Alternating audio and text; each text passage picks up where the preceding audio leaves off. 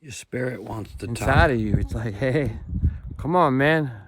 I'm starting to communicate with you. We have some technology here. We're working on a few things, and I know you know this too. You really are looking for something new. So, what the spirit can help you with, even if you just start looking into your spiritual self for the experience of knowing your spiritual self, for the experience of maybe finding inner peace, happiness, balance. It's a lot of different things, you know? It's a lot of different things. But the most important thing, you have to realize it's you. And the way you begin to connect with your higher self, with yourself, with your spirit, with your ghost inside your machine, is you just follow some methods and some simple practices that are known to work in aligning oneself, body, mind, and spirit. So just the process of trying to align the body, the mind, and the spirit alone is something more interesting than, say, another binge of Netflix shows, or another night at the bar drinking and telling old stories about remember when.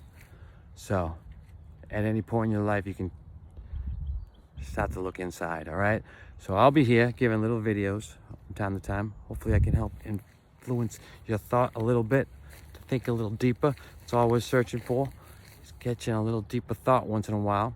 So if you're just coming by for a look, that's a little touch on the reality of the spiritual search. There's no woo-woo. I'm not gonna be reading people's minds and getting all kinds of psychic abilities and talking to dead people. It's not all about that. You know, if there's some spiritual gift within you, it'll come out when the time's right. But the first thing you have to understand is that you're looking to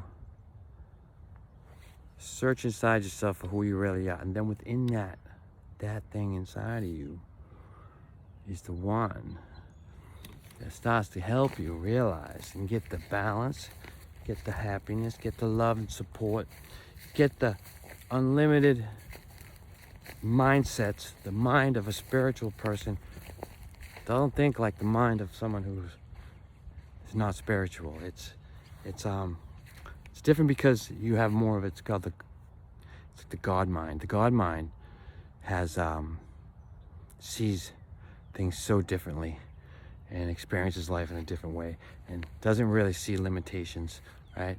It's just everything's so vast, and we have to, even when you have that mind, you're gonna have very chill, very normal days too.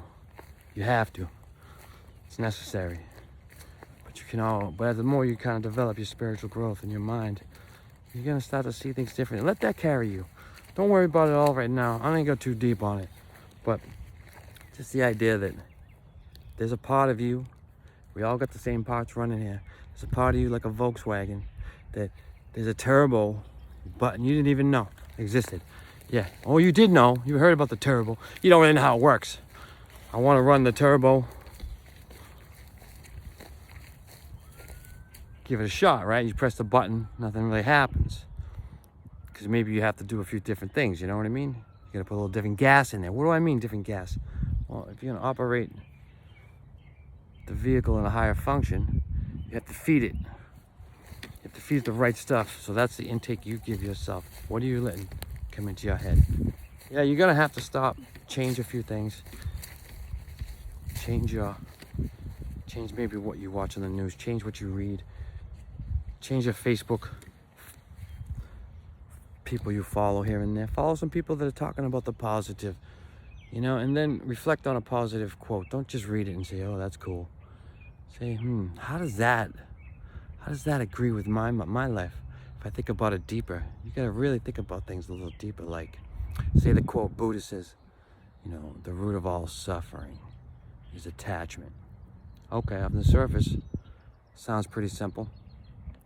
You go by it, but if you really look at it on a deeper level, this man, this teacher, the Buddha, I don't know him as a god or a ghost. I just know him as a teacher.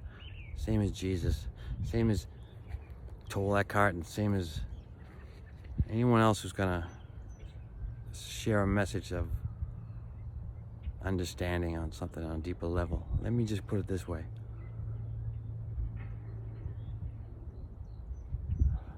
If you think about it, it's so true, because whether it's the shiny car gets a scratch, you're attached to the beauty of it all, it bothers you.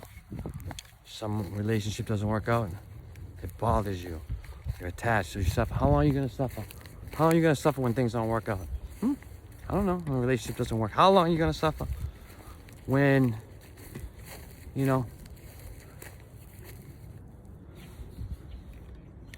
when you gotta take a different job because you really like your old job and your friends there, but the universe pushed you down a different path, because you know what? The universe doesn't care if you are comfortable. It never sent you here to be comfortable.